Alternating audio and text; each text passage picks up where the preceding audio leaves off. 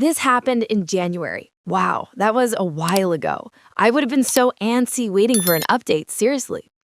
But the district attorney called me 2 days ago with the update.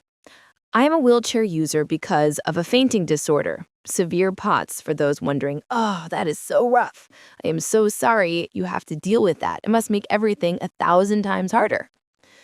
I came home from work to see a car parked right under a no parking fire lane and on the sidewalk. It blocked the way into my apartment and I had to leave the wheelchair in my car. Ugh, seriously? People are the worst. That is so inconsiderate and totally unsafe. A fire lane, really? That is not okay. I started taking photos of the car because this had been an issue with the owner for months. My landlord had told me to get photos of it and email them to him every time she did it after I mentioned it in passing. While taking a photo, the owner came out of her apartment to scream at me. Oh, here we go. Anyway, why do people who are clearly in the wrong always escalate things like this? I would have just walked away and stewed about it in my apartment, not come out yelling. What on earth?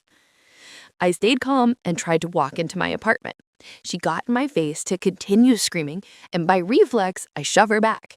Well, that is just a natural reaction when someone is right up in their space and yelling at you. You do not do that to people. Good for you for pushing her away. She then grabbed me by the throat and began to punch me. Wait, what? Oh my goodness, she did what? That is absolutely horrible and so incredibly violent. I am actually shaking just reading that. A very big gulp. After a minute, my neighbors and roommate, who were having a smoke, came running and got her off me. Thank goodness. Seriously, bless those people. Imagine if they were not there. This could have been so much worse. Police were called. Paramedics showed up because my neck was bleeding. She had acrylic nails. Ugh, those talons are the worst. She is just a menace. I hope she broke a nail, honestly. I ended up going to the ER because I had a syncope episode while the paramedics were there. Oh no. That fainting disorder must have made this whole terrifying situation 10 times scarier for you. I am so sorry that happened. That is terrible. I decided to press charges, thinking I'd just get an aggravated assault or something. I made sure that they got her while she was home because I knew she had a gun on the wall despite being a convicted felon. That is actually really smart thinking, making sure they got her at home. You just knew things were going to get worse for her, did you? You are like a super detective. When the police went to arrest her, they found that the car was stolen without insurance. She didn't have a license. There was used needles all over the apartment with her 8-year-old child. Oh my goodness, that poor child. This whole story just got so darker. That is so heartbreaking. A very big sigh. And the gun, which was also marked stolen. Are you kidding me? Stolen fart, stolen gun, no license, drugs, and child endangerment. This woman is a one-woman crime spree. I cannot even believe all of this came from a parking dispute. A very loud gasp. Child is in foster care and she is in jail without bond. The DA said that her child recorded it, she apparently told her to, and it was already ruled as assault because of the overwhelming proof, plus the 7 counts of assault she's gotten in the past 5 years already. 7 counts in 5 years? She's got a serious problem. No wonder she went straight for your throat. And imagine her telling her little kid to record her committing a crime. That is truly awful. A very big problem. That had I gotten her nailed with it outside her home, she would have only gotten probation since she was a parent. But now she lost her kid, her home, her car, and is going to be in jail for about 3 years or more, depending what the state charges her with for the drugs. 30 years. Wow, that is a huge consequence for her terrible choices. It's sad for the child, but honestly, this woman needed to be stopped.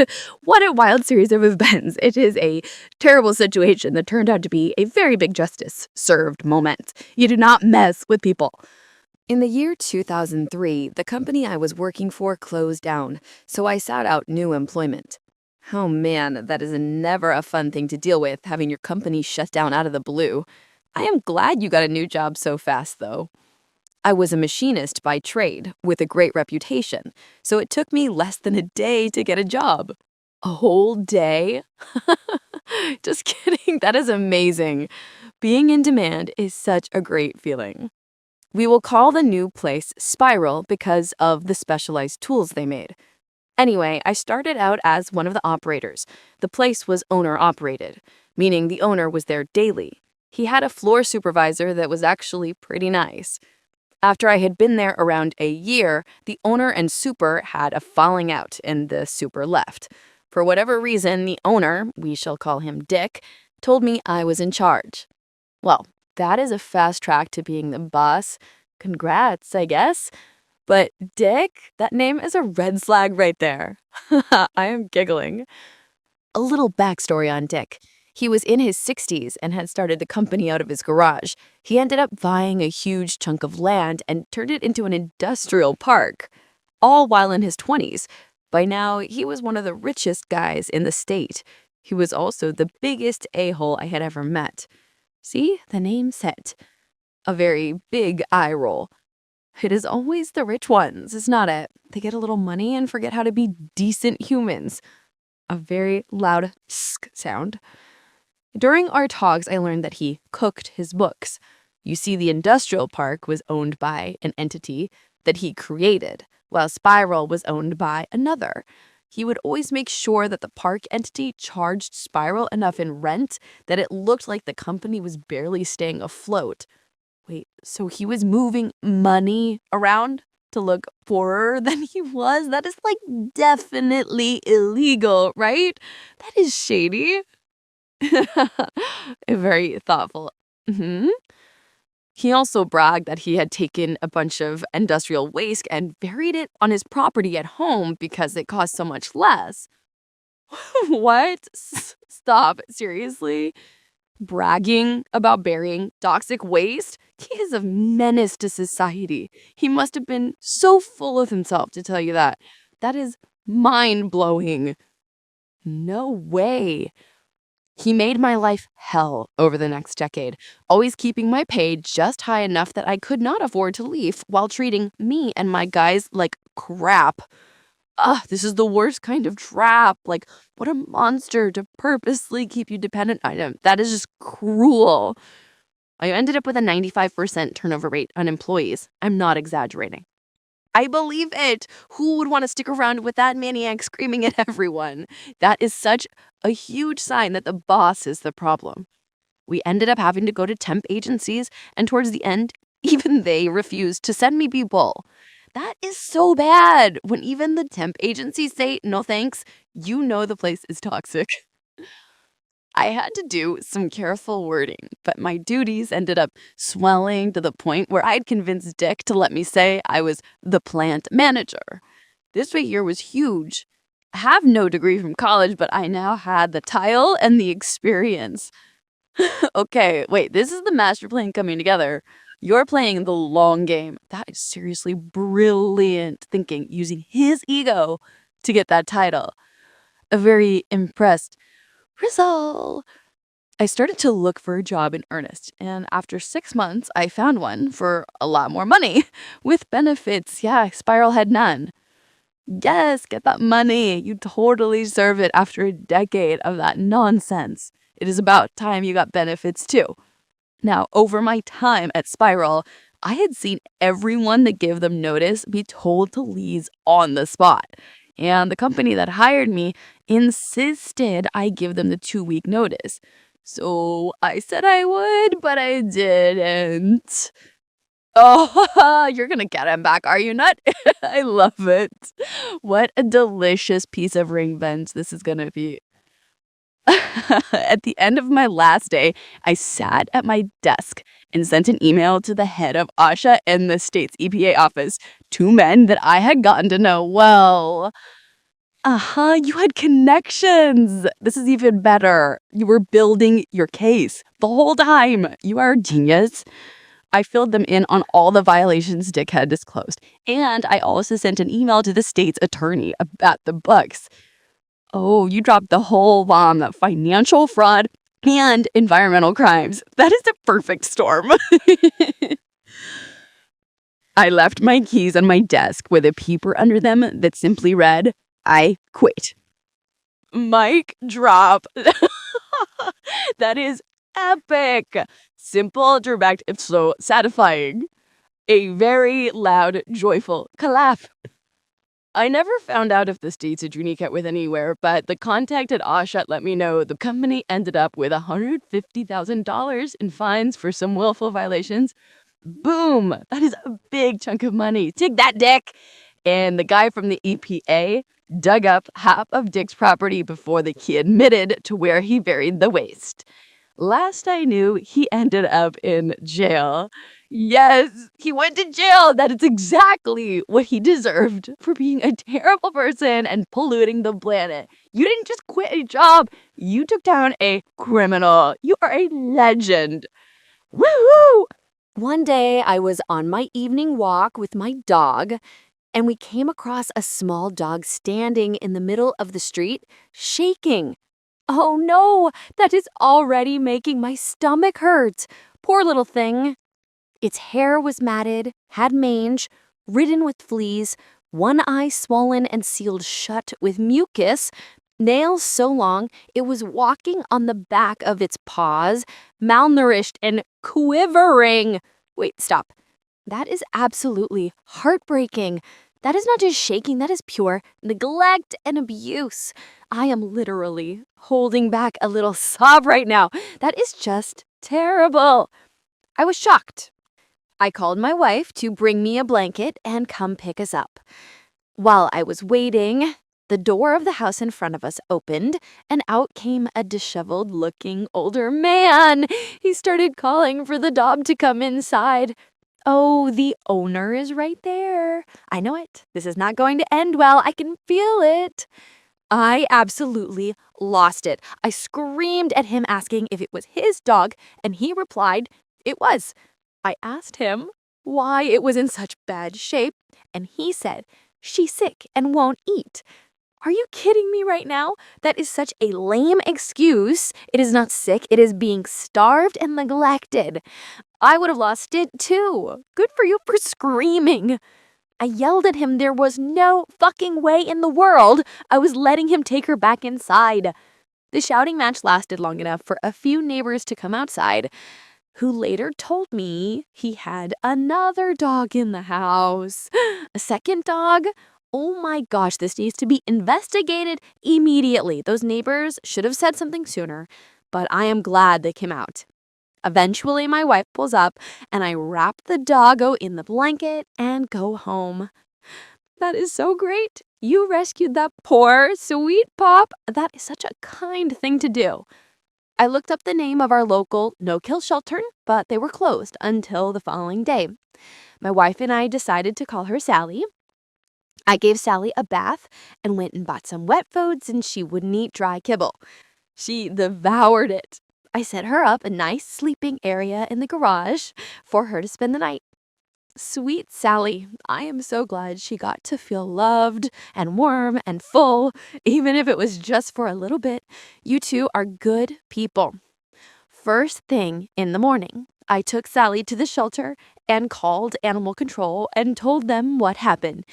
They went to check her out, took a statement from me, and ended up at Hint's house confiscating his other dog. Yes, get that poor second dog out of there. Thank goodness for animal control getting involved. Unfortunately, Sally was put down due to the horrible shape it was in. She was also very old. Oh, my heart just sank. That is so sad, but at least her very last night was spent being safe, loved, and fed instead of on the street, shaking. That is a small comfort, I suppose. A very big sniffle. Here's where the revenge begins. Okay, I am ready. The guy totally deserves whatever is coming to him, seriously. This old a-hole house was on the route I took to walk my dog twice a day. My dog liked to take a dump about 2 houses before we reached his. Perfect. Now I didn't need to carry bags of shit all the way back to my house. I started tossing them on his roof twice a day. Wait, you are launching dog poop onto his roof twice a day. That is so gross, but also ridiculously clever and kind of hilarious. What a genius, disgusting way to get revenge. He actually tried to clean it up. Oh my gosh. And now he just has given up. I am absolutely cracking up right now. A very loud, joyful laugh. This went on for about a year before I moved. His roof was covered in shit bags. A whole year. That is commitment. I am imagining this roof covered in little plastic parcels. That is a mental image I did not need, but I am loving it. A very big, hearty laugh. I also printed out flyers with his address and pictures of how I found Sally and put them in all the neighbors' mailboxes. Oh, you exposed him to everyone. That is perfect public shaming. Now all those neighbors know exactly what kind of monster he is. I live across town now, but every couple months I bide by and toss a bag of dog shit on his roof to let him know I'm still thinking about Sally. You are still doing it. The dedication. That is seriously the best, most unhinged revenge story I have ever heard. What a fitting, smelly way to remind him that he is a terrible human being.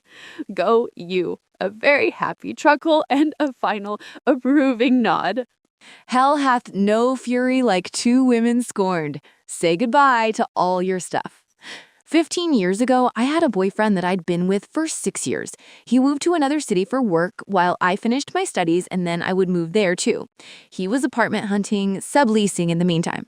6 years, that is a long time. And you were planning your whole future around this move? This is already smelling fishy, though. A very slight frown. He came home almost every weekend and during Christmas and New Year's. He found an apartment in January and invited me up to show it, and I prepared to move up, looking for a job, looking for new furniture, etc. Late February, I told him it's time to terminate the lease on the apartment in our hometown when he suddenly broke up with me. Wait, what? Just like that? After 6 years planning the move and everything? That is so incredibly cold and terrible.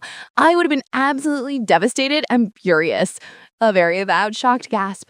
He collected some clothes on his very expensive PC, which he had built from scratch. It was his baby. Of course, he made sure to grab his precious computer. Self-centered much. 2 weeks later, he updated his profile pic on Facebook to him and another woman kissing. Oh, that snake, I knew it. 2 weeks is way too fast for a public kissing picture. He was definitely cheating on you. I bet you were so mad when you saw that. Obviously, they hadn't been dating 2 weeks. I called him and called him out on it, and he admitted to having met her 2 months ago. He was at the airport to travel abroad with his buddy for the weekend, so we didn't talk long. Only 2 months, he says. Yeah, okay, buddy. Liar, liar. But wait, he is traveling abroad, leaving his house empty? This is perfect timing for something. That same evening, I decided to tell the new girlfriend. I managed to find her on Facebook and wrote her. Yes, get her. You do not let a cheater get away with that. The other women deserve the truth. She didn't believe me at first, of course, but I sent her text, pic. I described their apartment in detail. Well, her apartment, as it turned out. When I sent her a private picture, he'd sent me with their bedroom clearly in the background. She was like, okay, enough. I believe you. Whoa, that is some hardcore proof. Using the bedroom as evidence, that is next level thinking. A very surprised Mal sound. She told me they'd been dating for 8 months, not 2. She'd been in Africa for 2 months in December and January, which would explain why he was able to be with me for 2 weeks over the holidays and why he could invite me to see the apartment. 8 months, so he'd been living a complete double life right under your nose for over half a year. That is so awful. What a scumbag. We wrote a lot. He'd sent us the exact same Valentine's Day text. He'd bought us the exact same Christmas present, etc. You get the picture. Oh no, that is so lazy and terrible. He did not even bother to change the wording. I bet you two were laughing and crying at the same time comparing notes. This is where a team-up happens. After comparing notes, it was time for revenge. She had up all of his clothes and left them in a pile on the floor. Yes, slice and dice every shirt, every pair of pants, gone. That is fantastic. I told her about the PC and advised her to destroy that thing to pieces. She hacked it with a screwdriver and hammers, and every piece was beyond saving. The computer, his baby! That is the most brutal part. I love it. The sound of a hammer hitting that expensive metal would be so satisfying. A very loud, evil laugh. When he came home on Sunday, she tossed him out with nowhere to go, but not before showing him all of his possessions obliterated. And Newman's probably exhausted from his trip. Oh, that isn't best timing. Imagine his face seeing that pile of rags and the pile of computer parts. Pure perfection. A very happy clap. Edit. I need to clarify that legally it was my PC. I'd won money on one of the Scotch lottery tickets, but since we were living together, I've kind of thought of it as ours. Huge mistake. Wait, so the destruction of the PC was technically the destruction of your property? That makes the revenge even mustier, but since you authorized it, I guess that is okay. That is a fun detail. You got him even harder than I thought. Kill my cat, get smashed. This is a story from my childhood. I lived in a small suburban neighborhood in the 90s. We had 2 dachshunds we kept in a backyard fence, and 3 cats that just roamed our 1/8-acre corner lot in my subdivision. Of the 3 cats, Magic was the matriarch. She was a big fat black cat that didn't really run from any neighborhood cats or dogs. A big tough matriarch. I love that. Cats that run the neighborhood are the best. Our neighbors across the street had a pit bull that they would let roam the neighborhood. It was never aggressive towards me or my friends, but also was not a friendly dog. We just stayed away from it when playing in the woods. Oh, people who just let their big, unfriendly dogs wander around are the worst kind of neighbors. That is so irresponsible and dangerous. One day, that pit bull charged my cat while I was in the yard playing. It began to whip its head back and forth, shaking Magic, and I ran in to get my dad. Oh, no, no, no. That whipping its head detail is chilling. That poor cat. You did the right thing, running for help. We didn't have a gun for home defense. My dad kept a 4-foot-long galvanized steel rod that was about an inch thick next to the door, though. I've never seen him move that fast. He was on that dog in about 5 seconds flat. Your dad is a hero. That is pure dad instinct kicking in, protecting his kid and his cat. Moving that fast with a big steel rod? Incredible. I remember seeing him strike the dog probably 3 times before it let go of Magic. My dad said, "Come here, Doxy. We are going to the neighbor's house." He was pissed, shaking. When I got closer, I could see that the dog's skull was completely smashed. You could see blood and gray matter. It was gnarly. Its eye socket was also smashed. Whoa, that is terrifying and totally brutal.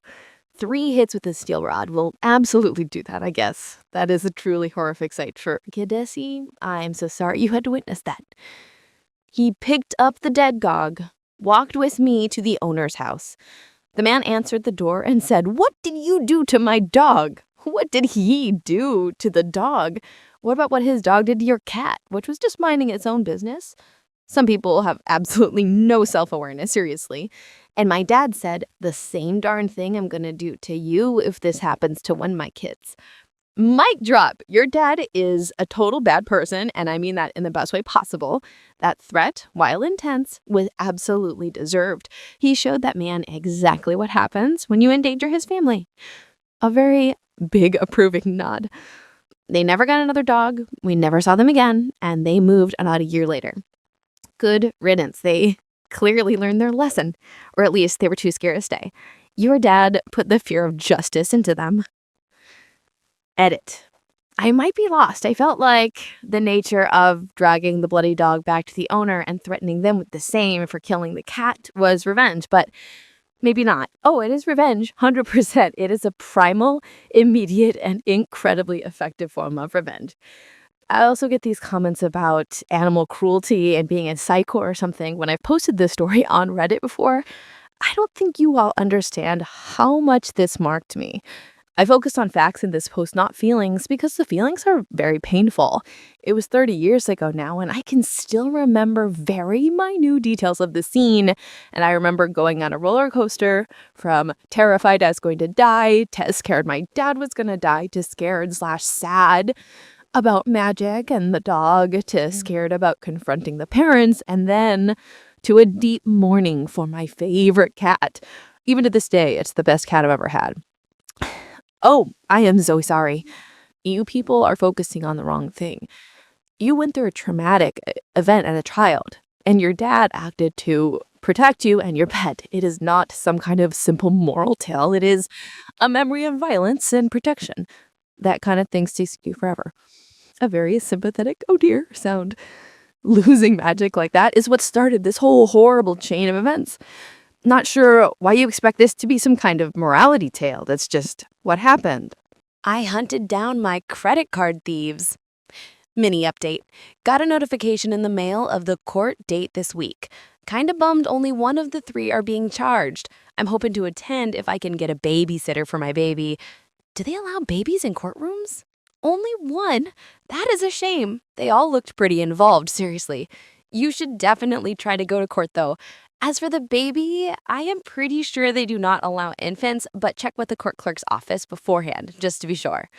A very slight disc sound. Crosspost recommended several times in petty revenge, delete if not allowed. Yesterday morning, I received an email notification from my credit card company stating a transaction for $1,500 at a med spa was declined, and another stating it was approved. I immediately called said CC company to report the fraudulent charge. A med spa? Okay, that is pretty luxurious for a stolen card. That is a ridiculous amount of money.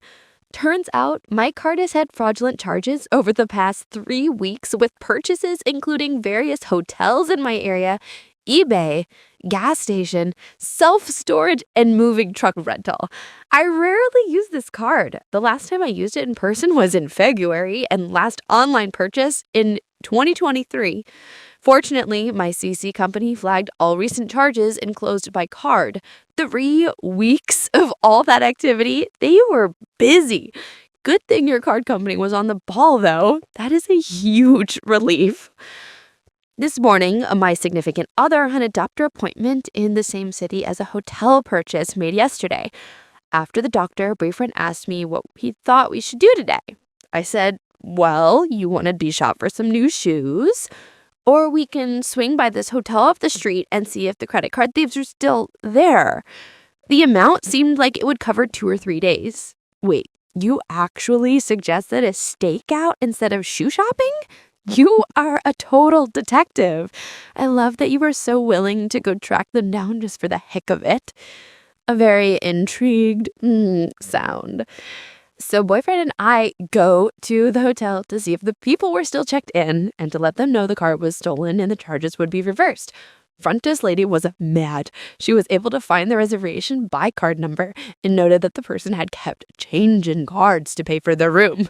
Aha, the hotel staff was already having trouble with him. That is even better. Of course, they didn't tell me the room number. Much to my boyfriend's dismay, boyfriend was hoping to get a room key to take their stuff. Lol, right? That would have been amazing, but probably highly illegal. A very loud cheeky laugh. I called the CC company and they asked me to call the police. I called the sheriff department and they arrived within 20 minutes. I was surprised that even came. Me too! I am shocked they sent people out so fast for a credit card fraud report. You must have sounded very convincing. I gave them my report, identification, and credit card. The deputy asked if I wanted to prosecute. I said, yes, but can I prosecute if my CC company is going to refund all the money in a day? Yes, you absolutely can. It's about the crime they committed, not just the money you lost.